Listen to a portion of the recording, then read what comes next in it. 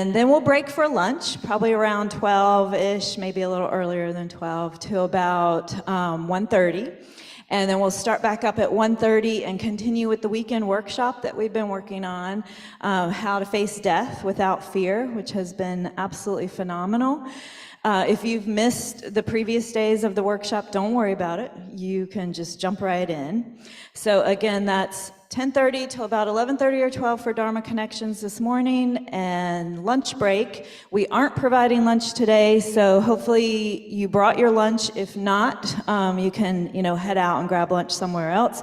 We just hope that, if you do go off-site or if you're on-site, keep that energy going from the teachings, talk to each other about what you're hearing and what you're learning and questions and things like that. It's always great to have a discussion. So 10:30 to 11:30-ish or 12, Dharma Connections. Break for lunch, about 12 to 1:30, and then 1:30 to 4, back in here for how to face death without fear. Any questions about that? Okay, great. And don't forget that online is, so if you go to kadampa-center.org, and you can do this on your phone or your tablet if you have one. Those of you on Zoom can do it from home. Feel free to bring up the text that Venerable Robina kindly provided for us. So if you go to our homepage, again, kadampa-center.org, click on Venerable Robina's picture there, and then scroll down a little bit towards maybe 3/4 of the way down. You'll see links to open those up either on your phone or a tablet. Okay. Any questions? All right. Thank you all.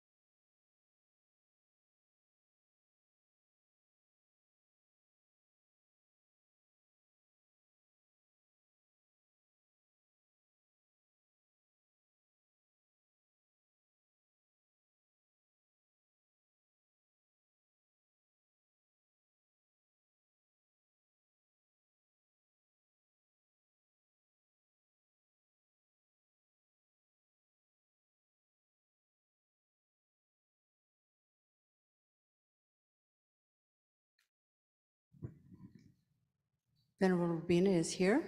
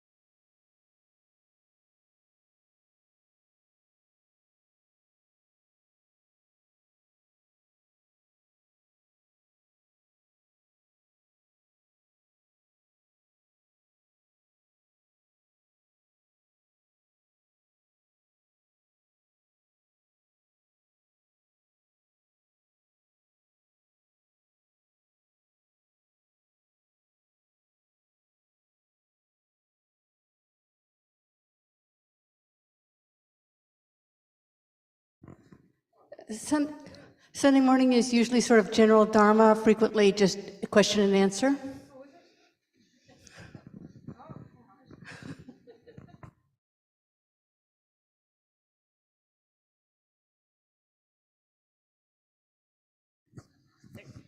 Well, so here we are then. Well, you better ask me some questions then. Are there new faces that come on Sundays only?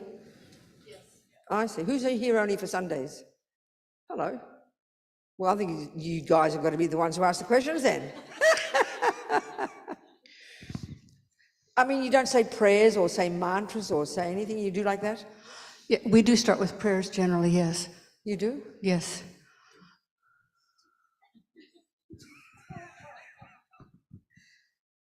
We could start with just general refuge and bodhicitta. Really? You do that? Yes. You like singing your prayers? Wow. Are they in your head or you need a bit of paper? Let me bring up the prayers that we normally say on Sunday. Okay, so let's think about what we say then. Let's think of something nice. Why don't we just do a little bit of meditation on the Buddha of compassion and do a little visualization and then sing a few mantras. How about that? Will that do? Okie doke. All right. So, this idea of these Buddhas are just really this word that kind of refers to the full development of our marvelous potential. We've all got this potential to develop potential of goodness and clarity and wisdom and rid of all the rubbish, rid of all the ego nonsense. So this is often depicted in different kind of images, you know, male ones, female ones, they all represent different kind of psychological qualities. So you've got, for example, the Buddha of compassion. In Tibetan, it's Chen Rezig, compassionate one, Lama Zopa calls him. So you just visualize it. If you're not familiar, don't worry about it. Just in the sky, you know, up in the sky, the embodiment of this infinite wisdom, infinite clarity, especially infinite compassion, empathy, love, affection, you know, totally kind of personified as this radiant white light, this beautiful, a person sitting on a lotus, very light body, radiantly beautiful, full of, you can imagine literally the personification of this love and compassion. Try and imagine love and compassion and then multiply it 1,000,000 times, if you can imagine that. I mean, our love, the love and compassion we have is real, but it's usually limited by our other qualities, limited by our attachment and our anger. So it's hard for us to imagine really perfect love and compassion, limitless, you know. But try and imagine that. This radiant Chen Rezig sitting in the sky on a multicolored lotus, looking totally beautiful. And you can, if you like, you can visualize, he's got 4 hands, and you can visualize the first 2 in the prayer mudra at his heart. And the other 2 hold, the right hand is holding, they're both held aloft near his ears, and one is, the right hand is holding a crystal mala, or rosary, and the left hand is holding a white lotus. Just kind of imagine that if you like. Radiantly beautiful. So then you think of it like a mirror image of your own potential. Think like that you want to develop this marvelous love and compassion for all beings. All of us in the same boat, all of us suffering. So imagine this perfect, compassionate energy.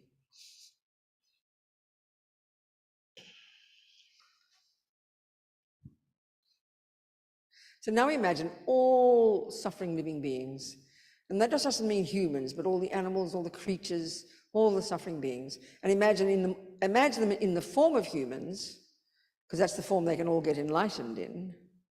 But imagine them in the aspect of all the friends, enemies, and strangers. This is an interesting approach. There's only 3 categories of sentient beings from this perspective. There are those who are the object of our attachment, our beloveds, whom we adore. Then there are those we don't like. We mightn't use the word enemy, but it's the object of aversion, people who've harmed us, people whose politics we don't like, people who are brutal and harmful to others. The objects of our aversion. So imagine to the left, in front of us, the Buddha's in the sky. Now imagine to the left in front of us, all the beloveds. The people you're attached to, whom you do love, whom you have compassion for. To the left, imagine just some of them there. In front of you, to the left. Your friends, beloveds, objects of attachment.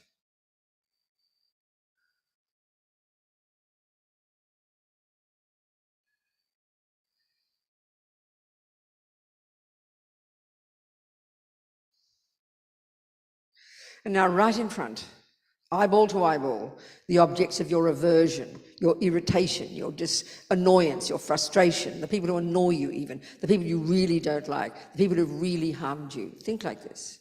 They're right in front of you, right in front of you. Put them there. Objects of your aversion.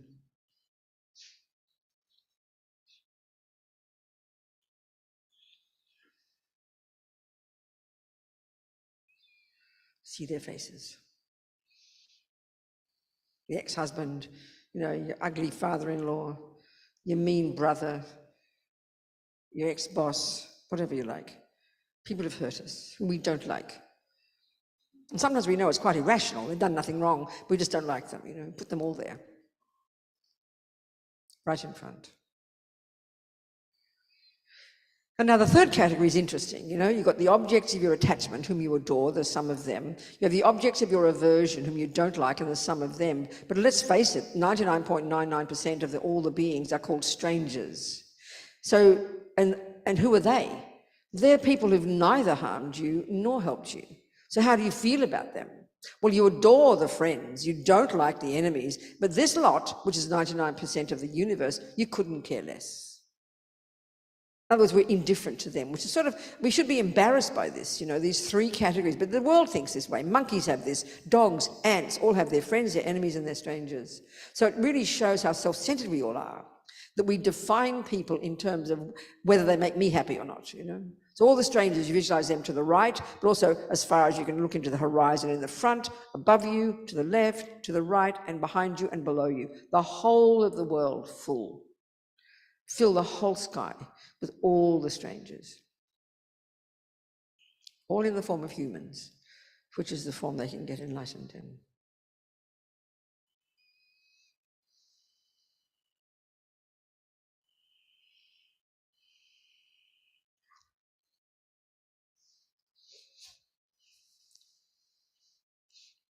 So now think. It really is irrational. Certain people you're close to who are kind to you, you think about them all the time, But as Lama Zopa says, the love and compassion we do have for them is kind of unstable. It's based upon the fact that they are nice to me and they love me. So it's like, it's kind of unstable. Because when that person whom you adore, your beloved husband, when he cheats on you, he suddenly goes from the friend category, doesn't he, to the enemy category. Now he's in the enemy category because he's mean to you. So we always, this is the point, we see everyone on the planet in terms of how they affect me. It's really personal, you know. But the whole idea here is to try and get some equanimity, which is to recognize that from their side, get yourself out of the equation and look at all these sentient beings objectively.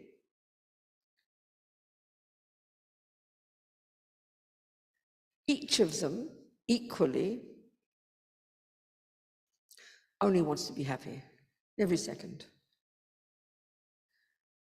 Each of them individually only wants to not suffer. This is what drives every living being, you know. So from that perspective, they are identical to each other. From that point of view, they are identical to each other. So get yourself out of the equation. And try and understand this, even intellectually. You know, when you were with your husband or whoever, and they adored you, and you adored them right back, you were prepared to love them because they loved you. But suddenly they cheat on you, and they left you. Well, you know, they still want to be happy. That's why they left you. It's not very comfortable to know it, but that's why they left you. They want to be happy, you know. So it's like everyone's like that. We're like that. You think of now the opposite way. Think about how you are look towards your friends. Look at the group, and then you see how they're looking at you. They adore you. You can tell that they think you are beautiful, that for them, you're the friend. Now look at the enemies, and look at them looking at you with daggers. They don't like you, so they see enemy. Now the strangers look at you and they're bored to tears. So for one group, you suddenly look lovely. For another group, you look ugly. And for another group, you look boring. Well, what's the reality? You're the same all the time. This is the same for them, you know. It's so clear. So get a feeling for this. All these living beings only wanting happiness, only wanting suffering, struggling along in their lives, not knowing how to get happy, not knowing how to stop suffering. And have this strong wish, may they all be happy. May they find the causes of happiness. May they not suffer. May they find the causes for not suffering. And then as we're thinking this and wanting this from our hearts, we visualize coming from Chenrezig's heart, radiant, radiant beams of light that go out to all the directions, above, below, behind, entering into all these people, taking away all their pain, all their suffering, and giving them everything they need. Wanting this for every one of them. Powerful beams of light. And just for a few times we can sing the mantra. And if you want to just listen to it and imagine the light going out and blessing everybody, or then just joining in, and then we can say the mantra silently a few times after that. So wanting this as this light beams go out, taking away their suffering, giving them everything they need. Om Mani Padme Hum. Om Mani Padme Hum. Om Mani Padme Hum. Om Mani Padme Hum. Om Mani Padme Hum. Om Mani Padme Hum. Om Mani Padme Hum. Om Mani Padme Hum. Om Mani Padme Hum. Om Mani Padme Hum. Om Mani Padme Hum. Om Mani Padme Hum. Om Mani Padme Hum. Om Mani Padme Hum. Om Mani Padme Hum. Om Mani Padme Hum. Om Mani Padme Hum. Strongly wanting this. Om Mani Padme Hum. Om Mani Padme Hum.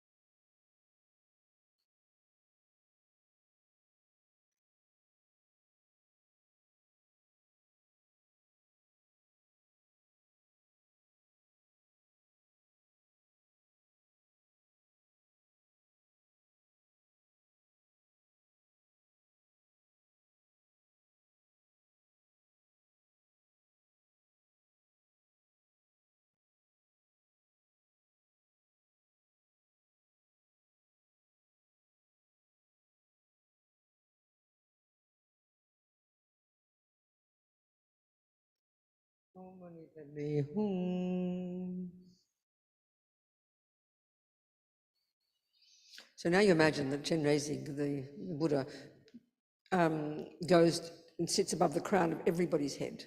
Everybody in the universe, billions of Chenrezigs go out and sit above the crown of every single being, all the friends, all the enemies, all the strangers, facing the same way, including us, above our crown.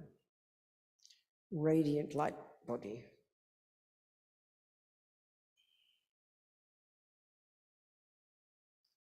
And now imagine he dissolves into white light, enters through our crowns, fills us completely. And we imagine now that the energy of the Buddha's body, speech, and mind,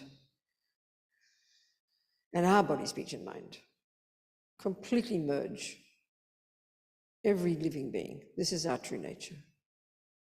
Totally the same.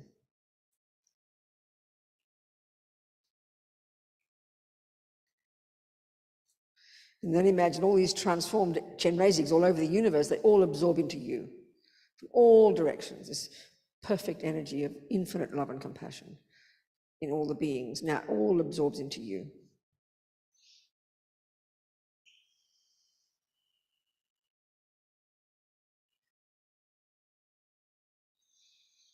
So now you imagine, you kind of expand to fill the universe. Vast, clear, infinite wisdom, infinite compassion, infinite goodness, limitless, vast, clear, light, spacious. No thoughts, no thoughts. Just relax in that. Blissful, clear, light, vast. No thoughts.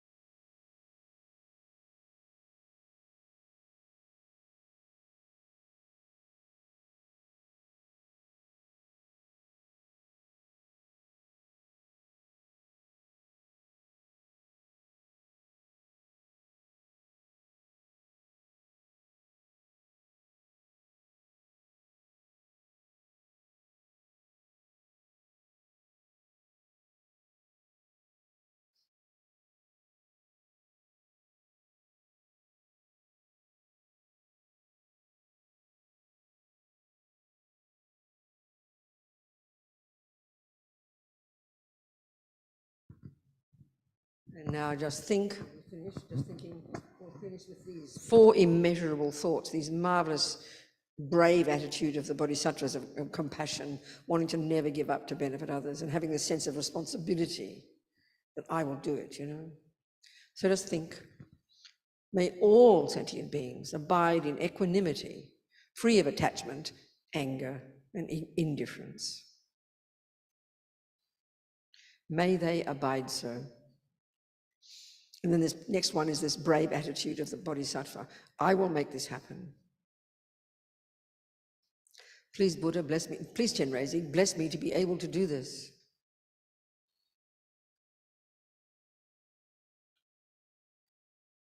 How wonderful it would be if all sentient beings could be free of suffering and its causes. May they be free. I will make this happen. Please, Buddha Chenrezig, bless me to be able to do this.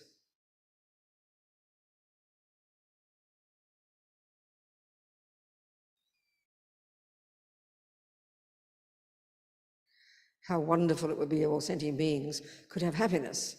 And as Lama Zopa says, also the happiness of enlightenment. May they have them. And its causes. May they have them. I will make this happen. Please, Buddha Chenrezig, bless me to be able to do this.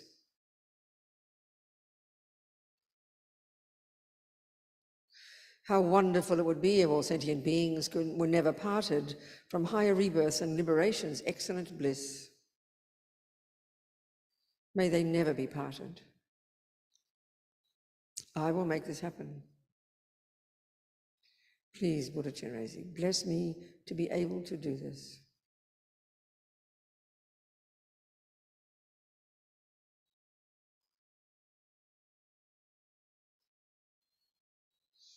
Okay. That's it. A few thoughts. So if you'd like to ask me some questions, I'm very happy to try and answer. Any old thing, I don't care. Not about football or anything, I won't know the answers. Anything on your mind? Anybody on your mind? Yes, sweetheart. Thank you. Thank you so much for that. I came in with 3 questions, and just through that visualization, you answered every single one. Oh, well, how wonderful. That's amazing. So one question, thank you. Okay. And one question emerged, which is, how do you love without attachment? Yes, very good question, sweetheart. We could spend the rest of the day on that in the next 10 years, because it's the essence, really. So the key to that, first of all, obviously, it goes without saying, we need to know the definition of both of those states of mind. So let's not take for granted we all agree on that. So let's look at the Buddhist analysis of these. And this, of course, is the background to that, is the very clear presentation in Buddhist psychology of all the different states of mind into 3 categories. Those that are neurotic and I-based and fear-based and miserable and that constrict us and then cause us to make a mess of our lives. And that's, attachment, anger, low self-esteem, depression. We know these, we know them well. Then you've got the good ones, the positive ones, our saving grace, love, compassion, kindness, generosity, forgiveness.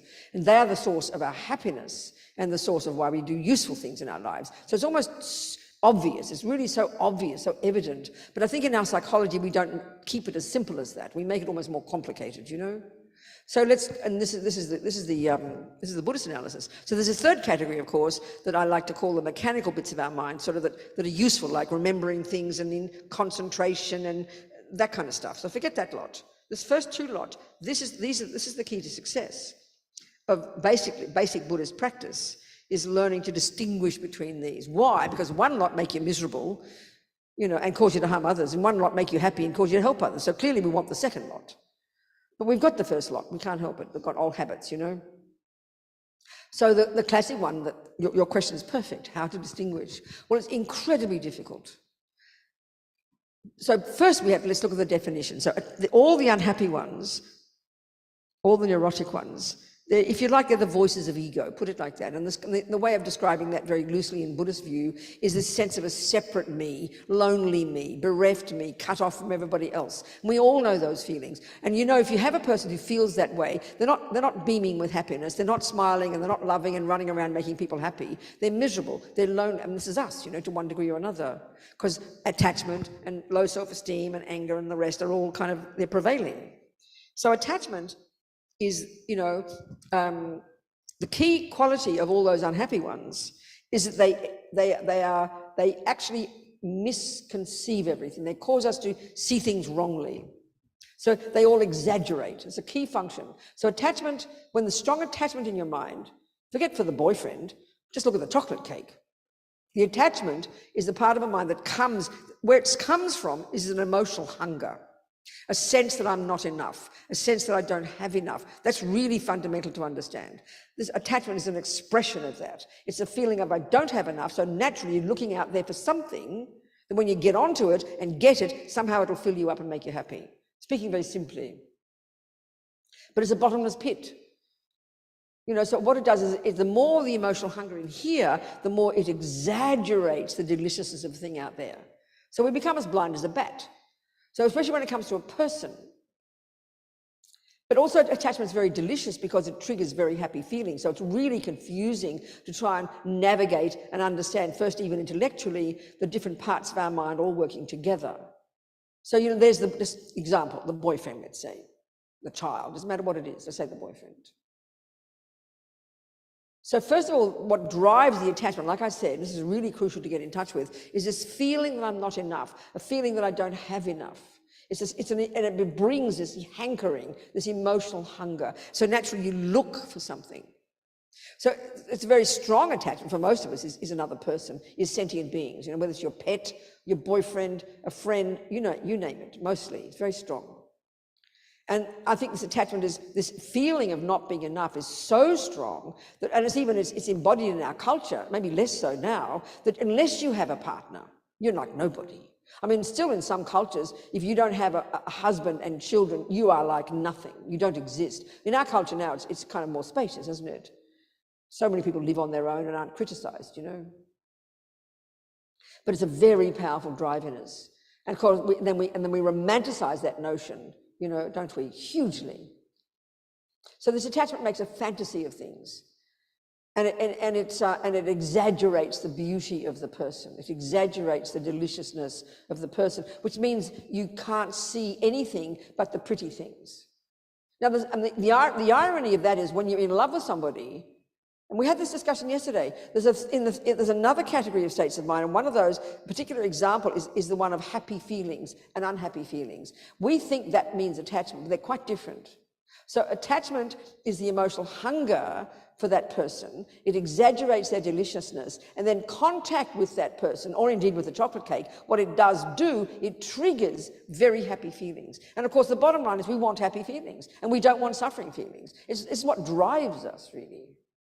So when you're in love with somebody, which means there's masses of attachment, masses of exaggerating. I mean, you know he looks like divine. He's just vibrating divineness. It's like unbelievable feeling. We know that. Everybody, I mean, sometimes maybe we've had it. You can't believe how divine this person is, you know? Isn't it? So exciting, so heavenly, so divine. And of course you want to be watching him, touching him, smelling him, tasting him 24 hours a day. So it's like a bit of an extreme, insane state of mind, actually. And it does trigger really nice feelings. And this is the problem with it. Now, hopefully, alongside that crazy attachment, you've got some love. Now, love is a state of mind that wants, basically, it's the wish that another person be happy. It's a delight in their happiness. So the trouble is when we've got attachment and love together, it's literally like they're one thing. So this is the one about friend, enemy, stranger. Here's the friend. And of course, when you're in love with a person, when you're attached to a person, and you do love them, and it's easy to love them, you'll think of this person 24 hours a day. You'll only want them to be happy. It feels like the most tremendous love on the planet. But it's rooted in the attachment. It's not stable. It's got strings attached. The happy feelings are real, but they're exaggerated. So because the happy feelings are so divine, you can't bear not having that person. And this is the trouble. The only way we know how to get happy feelings is by having a nice object. So then what happens is, after a while, it calms down a bit. We all know that. You start to live together, and then slowly you get a bit shocked. It becomes ugly, or it becomes boring. You look in the bed and think, who the hell's that, you know? Where's all the beauty gone? Where's all the deliciousness gone? Where's all the happy feelings gone? This is why it's so shocking. It's like coming down from a high. Because the attachment starts to diminish. Because now you're living with the guy, and he farts in the bed instead of the bathroom. He sweats. I mean, I'm not kidding. You get my point. The object suddenly becomes less, you know, less delicious after all. From a distance, it looks divine, and he dresses nicely and puts his stuff on. So now suddenly you live with each other, you relax, you know. So if there's love in the relationship, that's what sustains it. Attachment's not sustainable. If there's mainly attachment, if you're driven mainly by attachment in relationships, they literally will not last. One day, the attachment diminishes because it's exaggerated. It'll start to calm down. It gradually turns into either aversion, and you want to kill the guy, or indifference and boredom. There's only two options. Oh, darling, of course, we're not discussing that. That goes without saying. That goes without saying, doesn't it? That's the idea why we're talking. Don't you want to hear this? This is not nice to hear, right? What's happening in your mind?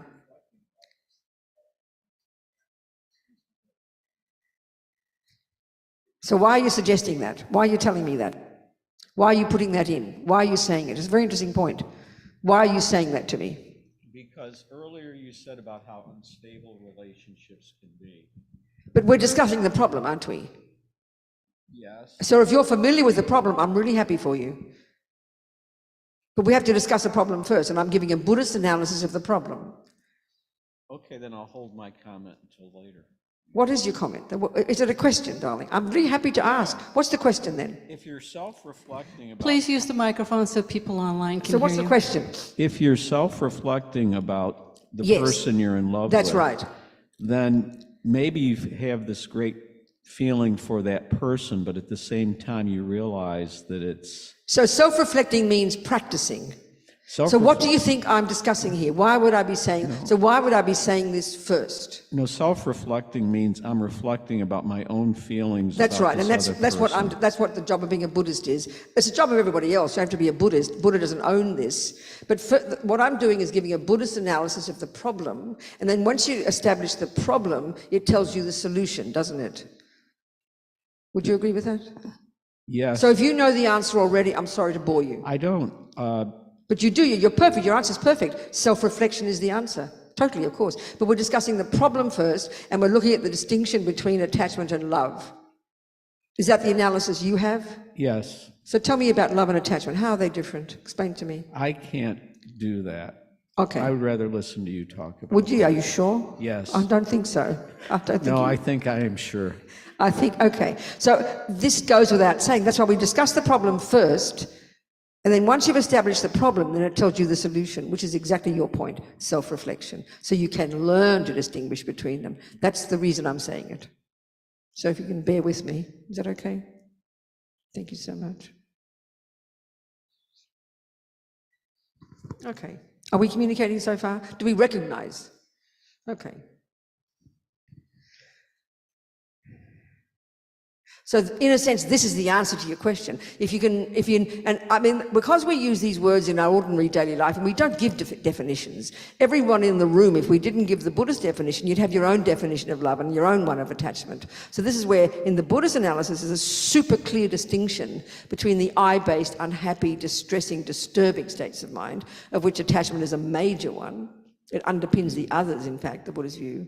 And then the positive ones. But the trouble is they come together like, they come together. You can't even see the difference. Especially when you have strong attachment for something, for somebody, it is literally impossible to see the difference because we're so overwhelmed by the good feelings, the happy feelings that come as a result of contact with the object of attachment. So the point here then is, as we practice, as we self-reflect, which is exactly what we mean by practice, as you learn to know your own mind intimately and well, and you start to gradually distinguish between the attachment and love, then as you progress in your practice, you literally lessen the attachment, the emotional hunger, and that means you become more fulfilled in yourself, and then you grow the love, and then the love is based not on the fact that they make you happy, but because you genuinely want them to be happy. But that's tough. It's easy to have that feeling, love, for a person you're attached to.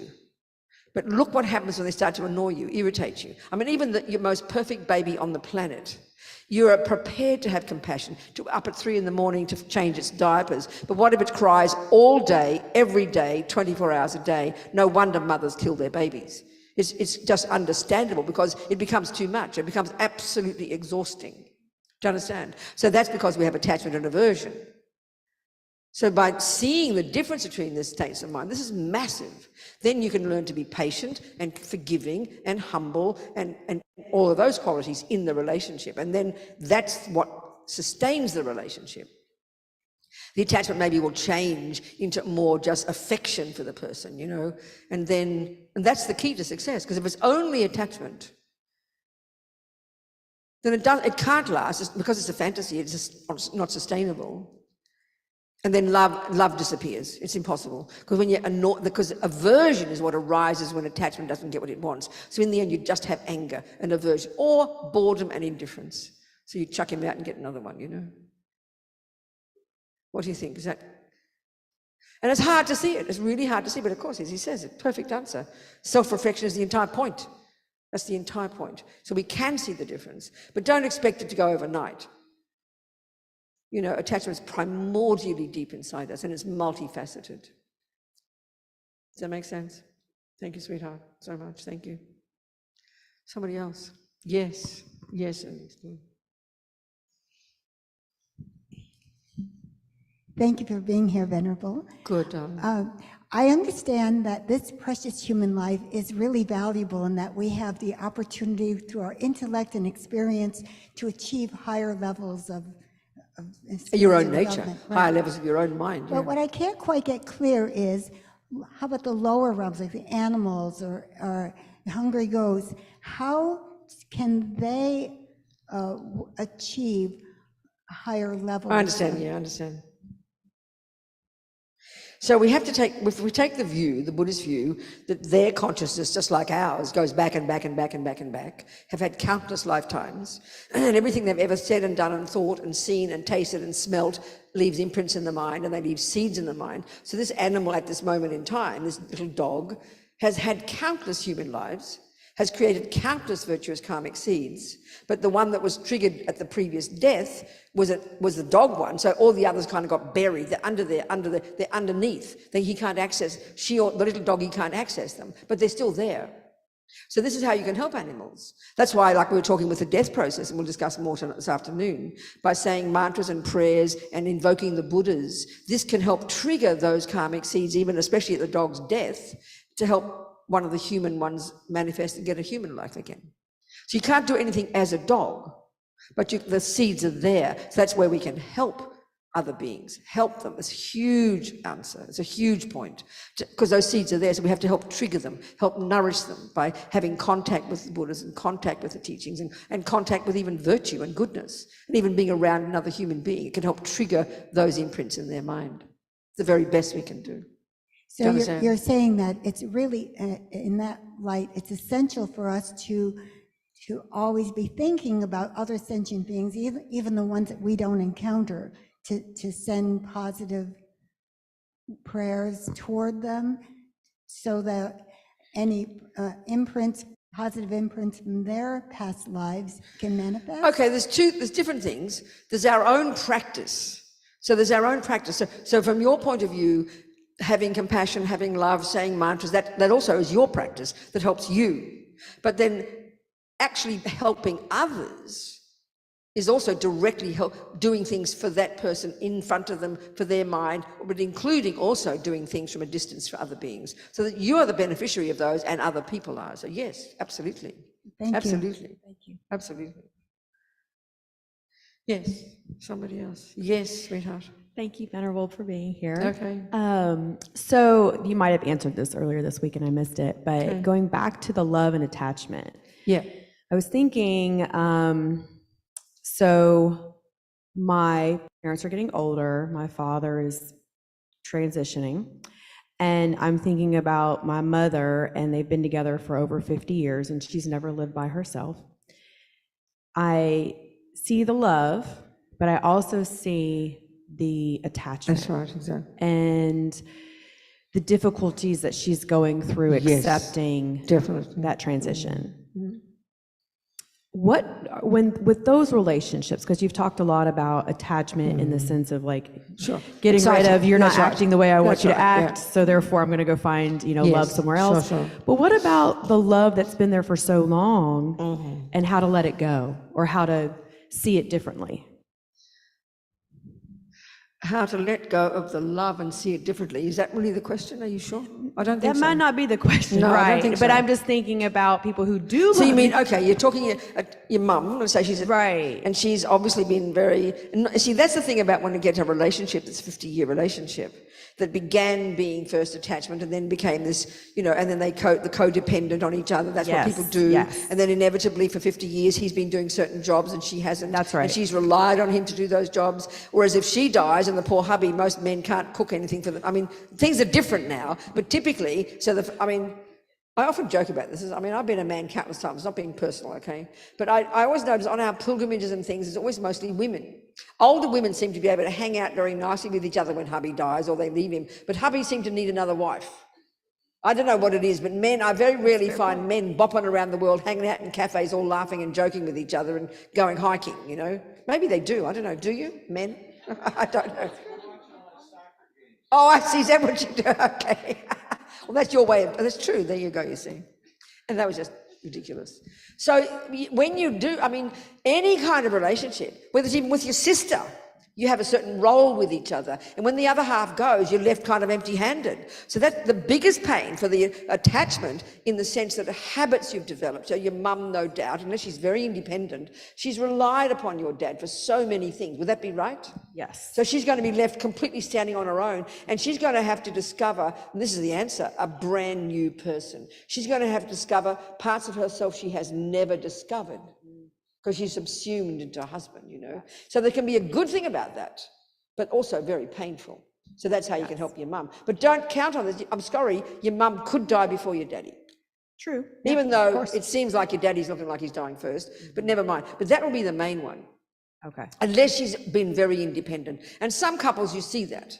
I think of one of my sisters, you know, she and her husband are close, but they've got their own lives. She's out there doing this and doing that and going to demonstrations and running this and helping that person. She's like a single person, but they've got the base together. Some people can be that way. And that means it won't be such a loss. It won't be, because that person is independent and has nourished all the parts of themselves. But when you've got these relationships that are dependent, which is attachment, and then probably fears of, I mean, all these things, she's going to either be, so that's how you can help her find these new parts of herself. Isn't it? Yeah. Is she working like this? No, I mean, they're retired. She's living in fear of it? That she's living in fear of it and ignoring it. And what, darling? Because ignoring it, we've my sister and I have sat down and said, you know, where do you want to live? Yes. And we started to ask all these practical questions, and she's like, no, that's too difficult. I think there's a way just to help her go through it. Don't much the future. Okay. Help her go through it emotionally, I think. Hold her hand through this experience. Okay. Take it one step at a time. That would be too much to think about, I think. It's kind of too brutal almost. Well, where do you want to live, Mum, when Dad's dead, you know? I mean, just let her go through this now. Love her husband. He's still there, right? Well, in her eyes, she's going to live with one of us, and that's not happening. So. Okay. Well, then don't go there. Let it unfold. Okay. Let it unfold. Don't get nervous, all right? Don't you get nervous. You help her. But not like that, but help her right now. Hold her hand emotionally, you know. Thank Do you understand, darling? Yes, thank you very much. All right. Where are you going to live? God. Wow. So who else? Come on, people. This is very helpful. What else? Questions? Points? Something? On Zoom? Come on. Who's there? Hello, darling. Yes, Carmen. What's your question, sweetheart? Well, going back to death, I'm a little bit worried about what's happening now when people die. Some of my relatives have been cremated, you know, and it's because of financial sometimes situations. So what's the question? The question is, remember when we were talking about that we need to leave the body for 3 days without That's touching? the ideal scenario. Yes. So the question is? The question is, I'm worried what happens when they are cremated, like in a day or less. I understand. So the question is, yes. The question is, give me a question, Yeah, Carmen. the It's good for your question- mind. Put it into a question. The question is, Yeah. what happens to the consciousness of these bodies that are cremated understand that. before Or buried, for that matter. before- not a yeah, difference. before the whole point, one Carmen. day, Thank yeah. you, darling. Yes. The point Yes. is, by understanding this approach, that after the breathing stops, it can be up to 3 days. Not always follows. It doesn't always follow. It can be up to 3 days before the consciousness leaves. So generally speaking, because of that, you try not to disturb the body for 3 days. And then when you're sure the consciousness has left, then you can feed the body to the dogs, no problem. So what will happen depends on the person. It can be not disturbing, it could be disturbing. It's up to the individual person, darling. That's why you just have to be careful, that's all. That's the answer, Carmen. Thank you. Okay, thank Pass you. the microphone to someone else. Thank you, Carmen. Someone else? No? Nothing? Yes. Good morning. Good morning. So I understand, I guess the question is, what mantras can I do for my karma to change in seeing my sister going blind? Is it medicine? Wait a minute. This is big. What mantra can I do to me to change my karma because my sister's going blind? Well, that's a big fat mouthful. Can you please unpack that for me? A little bit, yeah. I was just trying to get to the point. Yes. So, I mean, with any kind of human element, hearing loss, eyesight, things like that. Yes. I imagine that we talked a little bit about it with the guy in the crystals and his friend with cancer yesterday. Andre, yes. Yeah, Andre, thank you. And so I was just wondering if there's a specific mantra that can be applied to. But you said for me, for you, whereas your sister's going blind. So you mean for your sister or for you? For my sister, but Okay. I guess I worded it incorrectly because it's my karma to see her I see what you're saying, yes. going blind. Okay, I see. Well, I mean, not necessarily a mantra. Mantra is just one of the many tools that we use to help our minds and help other people. So then I don't really answer your question. If it's not, so that a mantra could be something you could use to help you and support you in your practice. So say a bit more then. What's your real question? Go a bit deeper. What's the question really? What's the point really? Are you asking how can I stop it from happening? I'd love that, but yeah. I'm very limited in my understanding. Yes. So yes. I understand. And it's frustrating. No, I understand, darling. I understand. I would love to change that, but I get mixed between the being attached to trying to I've suggested like seeing eye dogs. And, I see. And things like that, that are more trying to support her, to help her. Yeah, and I try to do these not pushy, but just exactly. How can I plant a seed in her mind? I understand. I know I really can't do that. No, I understand. It can be helpful. So there's more. So partly your question is, how can you help your sister deal with her suffering? So the implication is she's not dealing with it? Yes, she's not. She's not recognizing sort of the problem. avoiding it. She started to address it, then COVID hit, and she had someone coming to teach her how to be blind, and then that all went away, and it hasn't resurfaced. I see. Okay. So she's actually going blind, but she's not recognizing it. Is that what you're saying? Yeah, she's not dealing acknowledging with that she is blind. Correct. So she tries to pretend she's not blind. Yeah, I mean, she has the walking stick, but within a year or so, the people say who's treating her, she'll be totally blind. Okay. And time's running out, and I want to be able to protect her. She's in a, there you go with the attachment. But I know, but is she not doing everything she can to live her life and do the best she can within her life? At the moment, yes, but for the future, near future, yeah. I suppose. So what should she be doing that she's not doing? Do you think? I'm just curious. What should she be doing that she's not doing? This is a bit like the woman back at the back asking her mum where's she going to live when her hubby's dead. Yeah. Maybe it's a bit too advanced for her. Right. She's got to deal with who she is now. Yeah. You've got to support her in who she is now. And maybe you have got to stop worrying about the future for her. Correct. You've got to deal with who she is right now and help her and love her for who she is and stop trying to push her to do anything. Let her go let her go her mum at her own pace. Both of you are talking about your anxieties more than anything. Correct. That's the thing I'm hearing here, and this is often the problem. So maybe just don't be anxious about it. Just have enough humility to allow her to go at her own pace to deal with her own life and stop wanting her to be different. This is what everyone does to each other. It's what we all do to each other. So really, that's your practice. Love her for who she is and don't force her to go further. She has to go at her own pace and accept that. Let her accept that that's where she's at. Yeah. It's okay. It really is okay. Yeah. And love her for who she is and don't talk about her behind her back and feel sorry for her and if only this and try and manipulate her life. That's what families do to each other and it's kind of very wicked. Actually, I don't do that with her. No, I but really you don't. you No, sort I'm of just hear it. saying it's Yeah, easy to that's do good. that. Yeah, I do. So love her for who she is and have enough objectivity to notice where she's at and take her from that at her pace. This is the kindest thing you can do, in my suggestion. Okay. Does that make sense? It does. Meanwhile, you can say mantras, you can sing mantras while you're with her, that could bless her, you never know. I mean, mantras always sound very nice, like that's one I just sang before. You could go around singing this, it could bless her, who knows, you never know. Or you sing the medicine Buddha mantra, that's what all the doctors, the Tibetan doctors always say that practice before they see their patients. And one of the best healing mantras is the medicine Buddha mantra, so you can sort of sing that to her while you're around like you're singing a song. Yeah, I could. You could do that. Or you could have it playing on your, Yeah, I'll do it in the background. Yeah, you could have that. New artist Really, I no, found. that could really be, that can snuck in around the corner, And there's a lovely one. If you look online, you'll see Lama Zopa. Just put YouTube Lama Zopa Medicine Buddha, and he's chanting it very sweetly. And it can be lovely just to have in the background because people like the sound of mantras. That could be a nice thing you could do. That could be sort of surreptitious. It could bless her. Do you understand? I do. Yeah, good. You see, this is the one about how attachment interferes.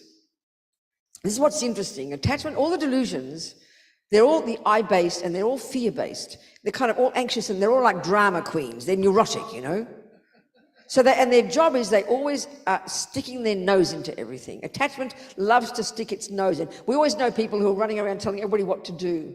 That's what attachment does. It sees a problem and then kind of in a neurotic way, you want to go and fix it. It can look like compassion. That's the wickedest one. That's how you confuse between attachment and compassion. It looks like you're trying to help your alcoholic brother or your poor mother or whatever. I'm not saying you, but you get my point. It's really easy to do that because you do care about your mum. You do care about your sister. But the attachment part of it, the anxiety part, which is our problem, sticks its nose in. And that's the part to watch. And the trouble is with that, if you stay back, it can then become indifferent. So you've got to watch that it's not indifference, that you truly do care and you do have love and compassion, but you're more quiet with it.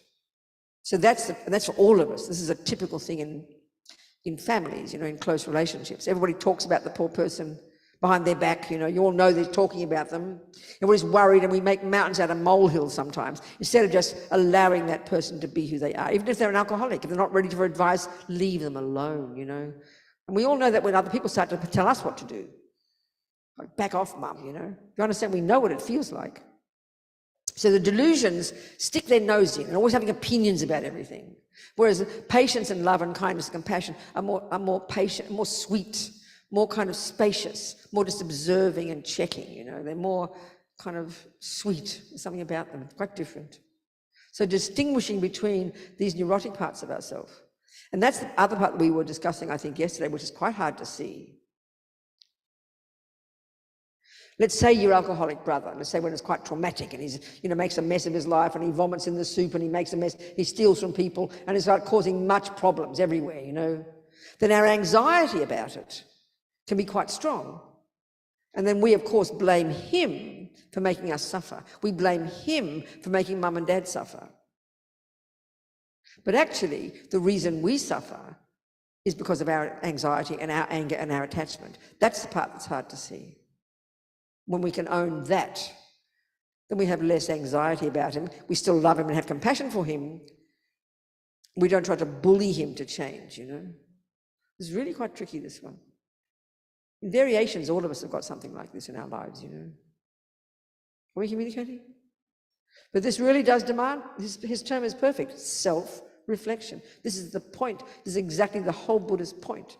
Learning to become your own therapist, knowing your own mind, second by second, intimately, which means distinguishing between the neurotic thoughts and the positive ones. This is such a tricky one, That's the key to success. So what else, people? No. Yes. Give the man the mic. What's your name, please? Dennis. Thank you, Dennis. Talk to me, sweetheart. I've been married about 42 years, but I'm thinking about... I thought you were going to say 4 times. That's okay. It's possible, but... Okay, go on, not Dennis. yet. If I reincarnate long enough, it'll happen. Okay, good, Dennis. But thinking about the woman in the back who's talking about her parents, and Yeah. Being married around 42 years, my wife and I are both incredibly independent of each other. There you go, yes, good. But at the same time, she's always telling me what to do when I'm at home. Oh, is she? Yes, Okay. always. Always. She doesn't know where I am right now. I see. You sneaked out. No, I had to take the bus to get here because she always has the car. Okay. Well, my question to you is, why have you been married so long to this dreadful woman who's always bossing you around? She's obviously not dreadful. She's a wonderful woman, a wonderful person. She puts up with me. She's the rock of our family. But, you know, as time goes by and you evolve and change, you think about what you posited before, this love that you have for that person, and you think about all the years you've spent together, where you've lived, what you've done. That's right. We got married in Korea. We lived in Japan for a long time. Then we came back here in '85. But in terms of your mom and dad, so go on, now talk to me and ask me I want to get a question from all this. well, it's just. So with does- self-reflection, tell me what you're seeing about, now this is my question back to you. Tell me now about what's the learning about your mind here? The self-reflection, what is it telling you? Trying to deal with dissatisfaction. Your dissatisfaction. Yeah. And how to deal with that Within a relationship. Yeah, Huge. I think it's huge, Janice. I mean, I really admire anybody who's married. I promise. I'm not being even sarcastic even. You know, it's incredible. It's in your face every single day, learning to see your own mind at the same time as the other person's doing certain things. It's a really hard one. But you say you're independent, so you have your own lives, and that's useful. That's good. So then when your wife tells you what to do all the time, that has to arise aversion in you, annoyance in you, frustration, right? It has to. initially, but her logic is rock solid in what Oh, she I see. So says. she's right, you mean? Yes.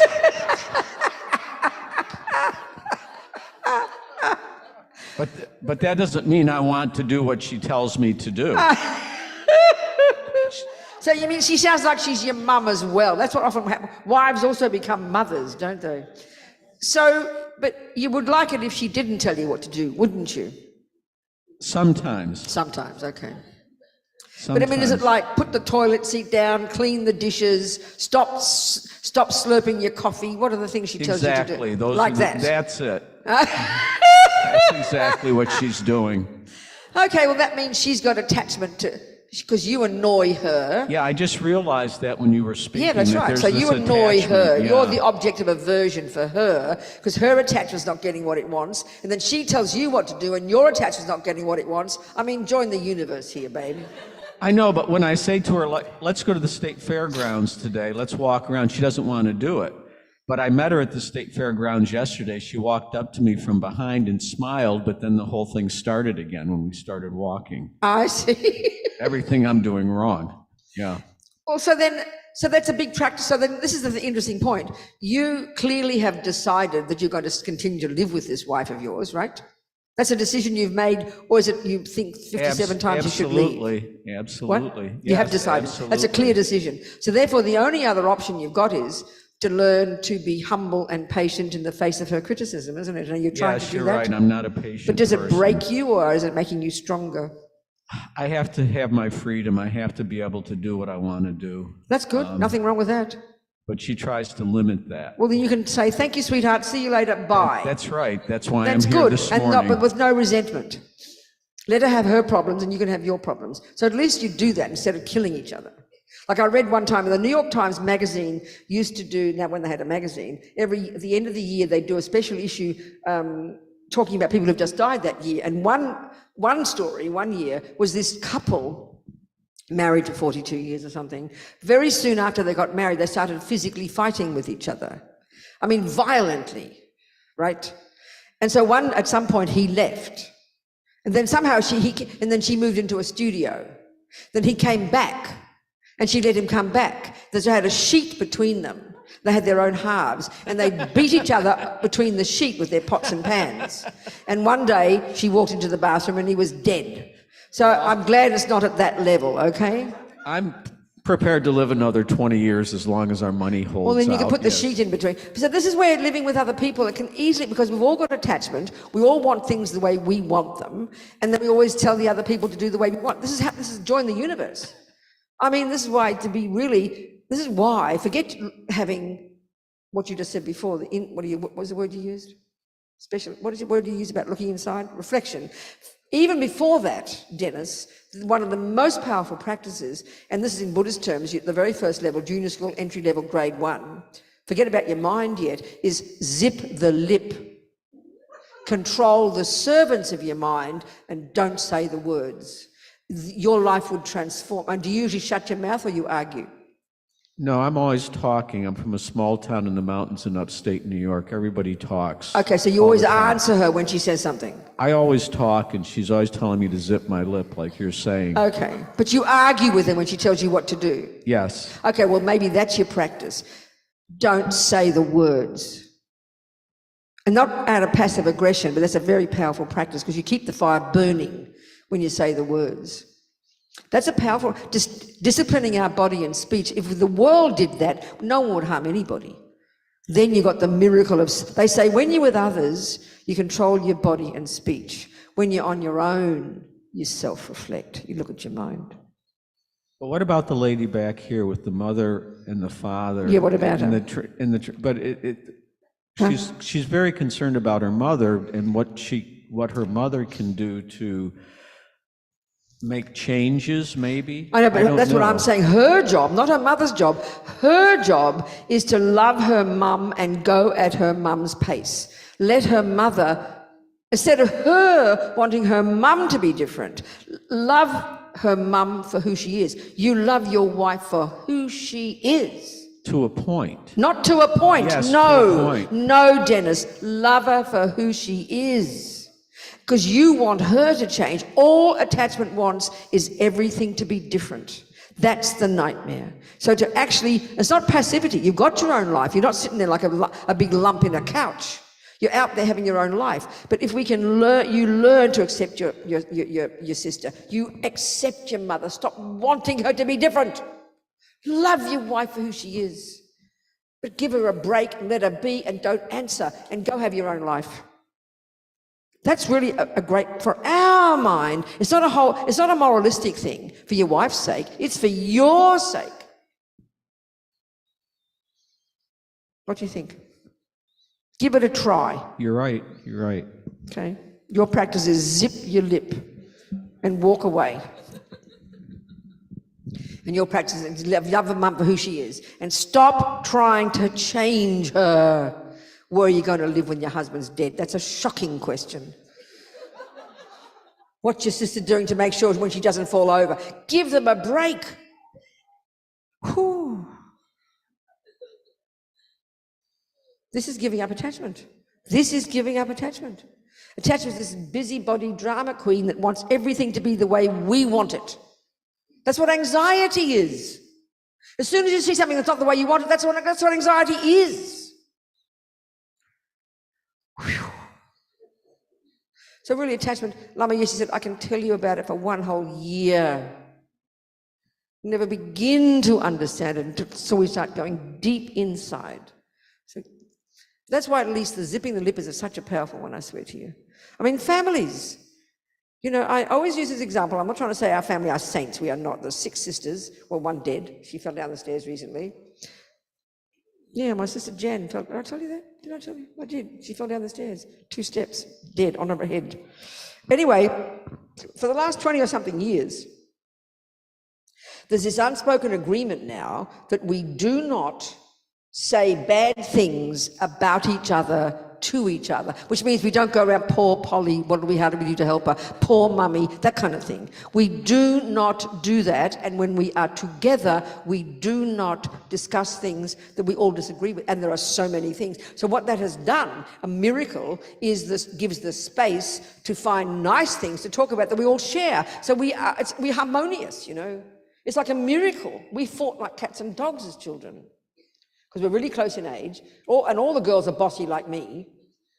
We're all totally bossy. And I could see it coming to the surface when I was at my sister, when she died in the hospital. Everyone's doing their own thing, but we're working with each other. You can see it. There's no explosions. It's a miracle, the change.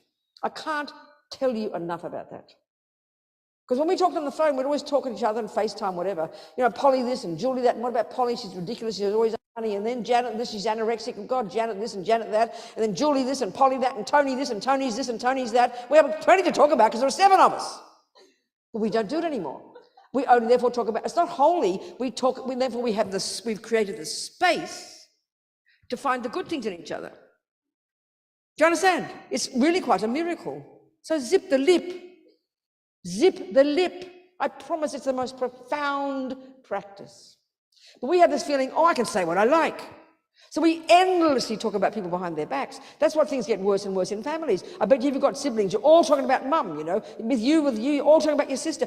Give them a break and stop talking about them. Do you understand? You'll see an incredible difference.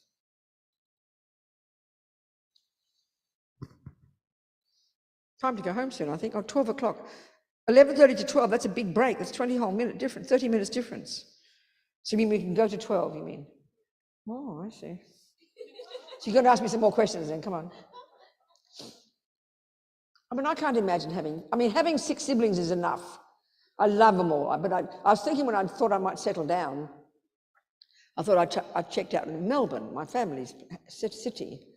Then I thought, no, I love my sisters, but I don't want to live near them. Do you understand? So now I live in New York instead. So now they're all excited about me having an apartment in New York, so they're all lining up when to come, when I'm not there. Who's got a question? Come on then, talk to me. Yes, Don. So this one is not easy for me to conceptualize, but when I talked to Lama Zopa a couple of years ago at the Light of the Path, and one of my daughters was struggling, still is, emotionally, and he said, instantly he said, spiritual, there's some kind of spirit interference. Okay, great. And so I took that to mean that something was going on that I couldn't see or feel or whatever. So we got some pujas done, and not much happened. But how do I relate to that notion that there are this spiritual John, energy? that's a whole other kettle of fish, isn't it? It's, my goodness, and something, so okay, what he's talking about, from the Buddhist perspective, and especially the Tibetan Buddhists into this, that there are, the Buddhist view, there are billions of sentient beings, not just humans and animals, not the ones we can see. You've got beings they call spirits, which is not the way we use that word, like a spirit meaning a soul, but really suffering sentient beings who are not visible to us, like ghosts. There's enough kind of ordinary experience all over the world in all histories people talk like this. Of course, if you're fundamentalist, materialist, philosophial materialist, you think it's a load of rubbish. But everyone talks that way in all cultures. So the Buddhists would call them like spirits, and their energy is the karmic result of incredible attachment and grasping. So some spirits, for example, hang around places. If you're attached to a certain place, that's why people see a ghost in a 16th century dress, because the person who did live there, reborn as a spirit, hanging around that place. This is the commonest thing. So one of the ways, and this is where the Tibetan medical system, you go to your Tibetan doctor, and they can tell by even the way your pulses are, they can tell by even looking at your urine, they test your urine, they can see that you're interfered with by spirits. That's how they talk about it. It's that we discussed this actually, the teachings yesterday, I think, we discussed it. So like one way it works is that, for example, I got sciatica for a couple of years, and Lama Zopa said it's interference from spirits. They weren't in me like with your sister. So your daughter, was it that the spirits was in possessing her or just mucking with her, interfering with her? Did he say? Don? He didn't say. She's not hearing voices or anything. Okay, so that's similar to my situation then. So then after 2 years of doing practices and things, they went away and my sciatica went. So that's how they talk about it. We mightn't accept that.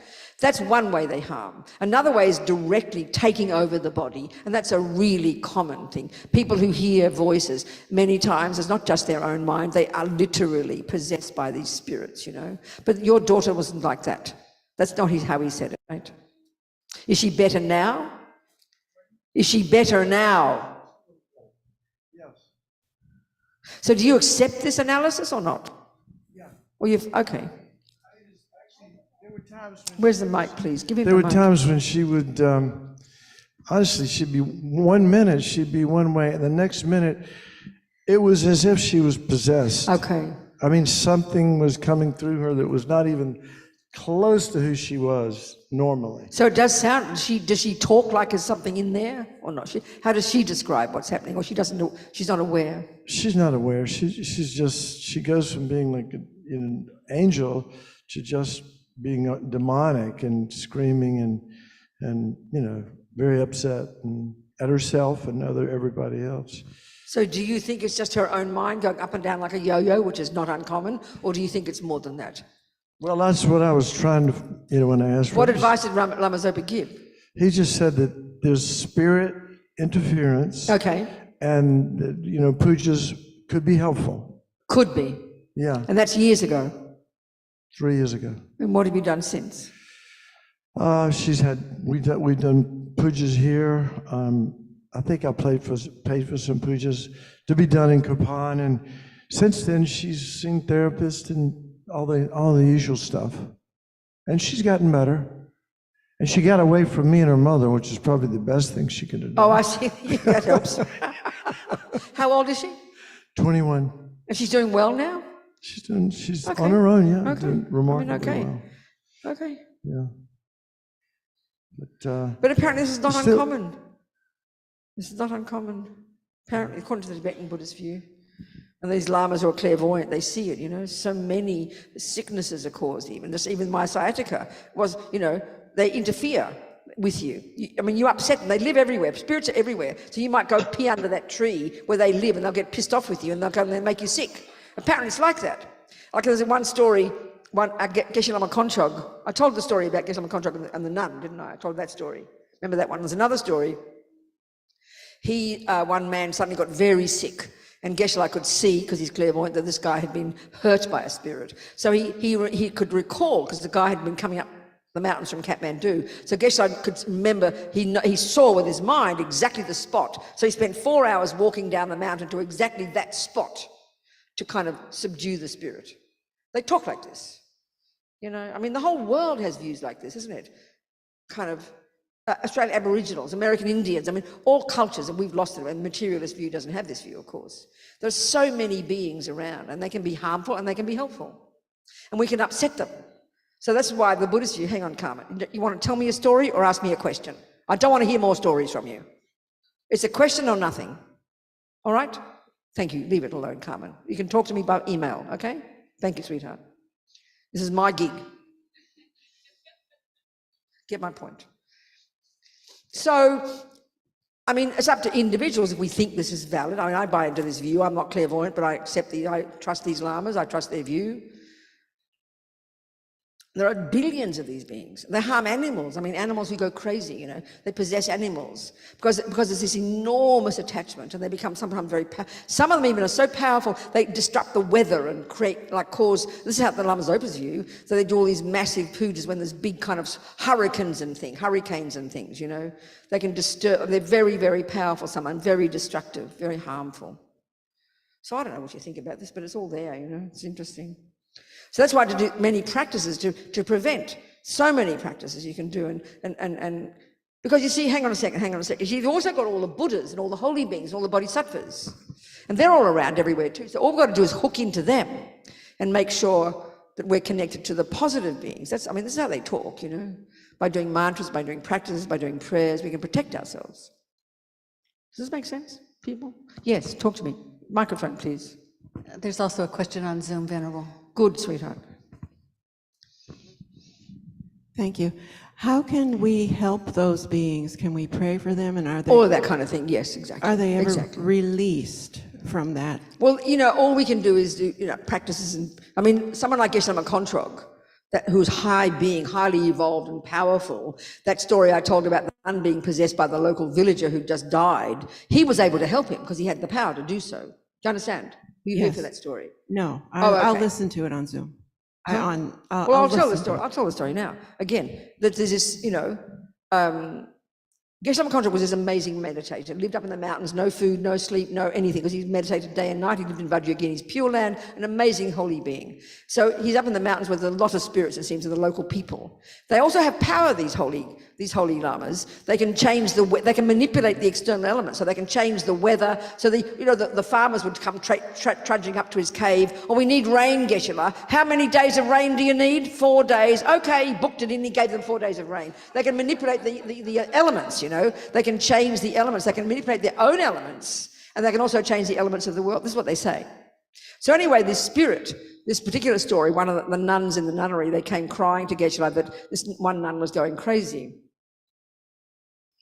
And so he went there to help her, and he could see, because he's clairvoyant, there's this local villager who died recently. And because these spirits, it's a result of incredible attachment, incredible grasping, incredible attachment. You're reborn as this type of being, attached to places, attached to things. So this spirit in the nun, because he's possessing her because he wants something that she's got. So Geshe-la said to him, "What do you want?" "I want my pink thermos," or whatever it was, white thermos with the pink flowers, whatever it was. "I want my pink thermos with the white flowers." So there it was. And the nuns remembered the local villager who died recently had given this nun a thermos of tea, but she hadn't returned the thermos. So he's attached to his bloody thermos, just a thermos. But look at us hoarders, attached to all our possessions and all our things and thinking about them day and night and worried if one little tiny thing breaks. That's attachment. Don't worry about attachment to your husband or your mother. Anyway, let me finish the story. What? I know, I didn't leak. It was a good thermos. So what they had to do, thank you, Dennis. So what they had to do, this is how they broke the connection of that spirit from the nun, was to give the thermos away. So they gave the thermos away, and then he was able to help the spirit, because he's a high being, to get a human birth, to release the spirit from the suffering. Most of us aren't qualified to do that. Best we can do is prayers and practices, of course, yes. So these billions... What, sweetheart? So these billions of spirits eventually may be released? I mean, the billions of sentient beings, including us humans and all the animals and all the hell beings and all the spirits and all the gods, trillions of them, we've all got Buddha nature. That's what keeps us optimistic. Okay. That's what keeps the bodhisattvas and Buddhas perky and optimistic and never giving up helping us. I see. So because we've got the potential. They will get there. No. We've all got the potential. And as long as the potential is there, you keep helping. But don't hold your breath and wait for them all to be Buddha, because that's what makes us, our anxiety can't handle it. But if we hear they're all going to become Buddha, we go, oh, phew. Don't hold your breath. Bodhisattvas have the courage to never give up, even if it never ends. But because we've got the potential, we continue to help. Thank you. That's the plan. You understand? What else, people? Yes, on Zoom. The question on Zoom is, when Buddhas use wrathful hooking methods on people, doesn't it cause the people to get angry at the Buddhas? It does indeed, create much heavy suffering? Doesn't it have the opposite of the intended effect? Well, I mean, okay. There's this lovely story. I remember when my mother met Lama Yeshe. My mother was this wonderful woman, but very proud, but very good mother. I love my mother. Had 8 babies actually. One died. And just a wonderful mother, whatever. But she's also very proud, and I became a Buddhist. So when I kind of gave up going to Mass, she cried. Then I became a kind of radical a hippie, and then she cried, and smoked drugs. Then I became a radical lefty, and she cried. Then I got into black politics, and she cried. Then I became a feminist, and she cried. Then I became a lesbian feminist, and she really cried. But then I became a Buddhist, and she really cried, But next day she forgave me. She was incredible, my mother. Next day she rang me as if nothing had happened. She was unbelievable, So when I became a Buddhist nun, because when I was 12, I was on my knees begging her to let me be a nun like Saint Teresa of Lisieux. I was in love with God and Our Lady and the saints. And so she said no, of course. And so I cried. Well, 20 years later, when I told her I was going to be a Buddhist nun, as she said, she cried. And then she said, I wish I'd let you be a nun when you wanted to be. I said, well, Mummy, it's all the same. Well, if it's all the same, why did you change? Anyway, she forgave me. And then when I was in Melbourne one year, soon after becoming a nun, she decided she'd have a party for all her friends and charge them $100 to raise money for Kopan. So I was so happy for her. She wanted to help me, you know. But what I'm getting at is, at that time, I wanted her to meet Lama Yeshe. So she was really nervous. She didn't mind Lama Zopa. She said, she'd say, oh, that Zopa, that Yeshe. Zopa she could handle because he looked humble. But Yeshe made her nervous because Lama Yeshe was very charismatic, you know. So she had a meeting with Lama Yeshe, and then I wasn't there. But when she came out of the meeting, she looked like he'd really touched her heart, but she was so upset. He kept looking at the television while I was talking to him. She was really nervous. He'd really kind of, because what happened was, he's very powerful. She never talked to anybody. People always talked to her, but she poured out all her feelings about me and all her unhappiness, you know. She made herself really vulnerable to him. And then she got upset with him. But what I'm saying is this, then she kept going, oh, that Yeshe, you know, that Yeshe. I thought, oh God, she's criticizing a bodhisattva, you know.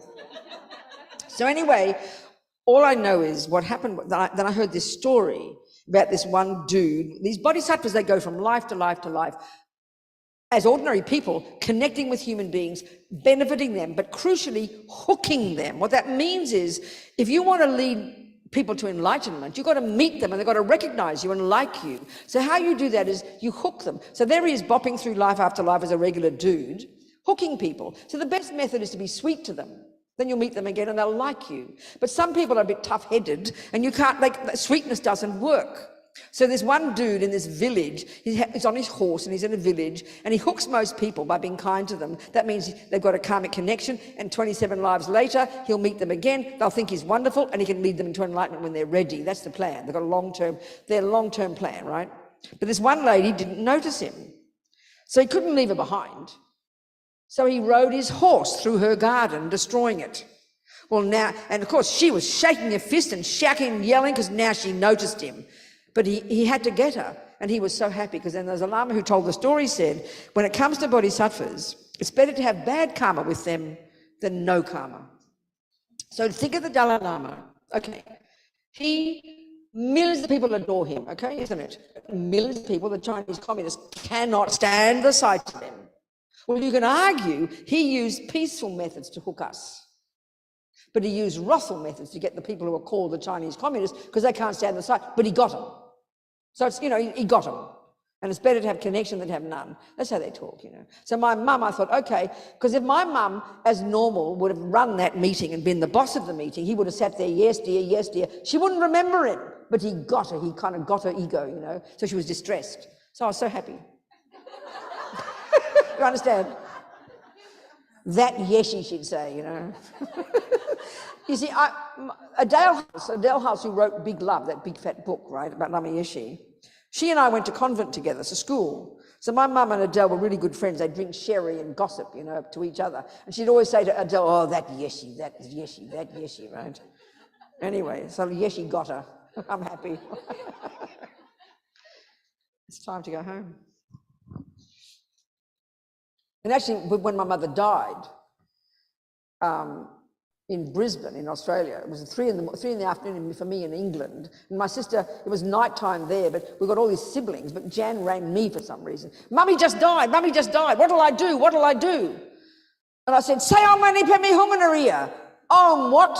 So she had to write it down, and she shouted Om Mani Padme Hum Anaria. And that day, Lama Yeshe had just arrived at Chen Raising Institute, 100 miles north. So I rang Lama and he did prayers and pujas for my mum. So he got my mum, I was very happy. That was all. Okay, time to go home. Or whatever you want. So if there's anything useful, Dennis, or is Dennis asleep? He's self-reflecting. He's messaging. Oh, okay, very good. Well done, Dennis. So if there's been anything useful, even 1%, even 0.5% today, great, take it and put it into practice. If not, leave the rest. Don't worry about it. Okay? And may compassion grow and grow in our hearts. Yeah, there it is. May the supreme jewel bodhicitta that has not arisen in the minds of others arise and grow, and they which has arisen, not diminish, but increase more and more and more. That'll do. Thank you, darling people. See some of you again at 1:30, isn't it? 1:30? Thank you, sweethearts.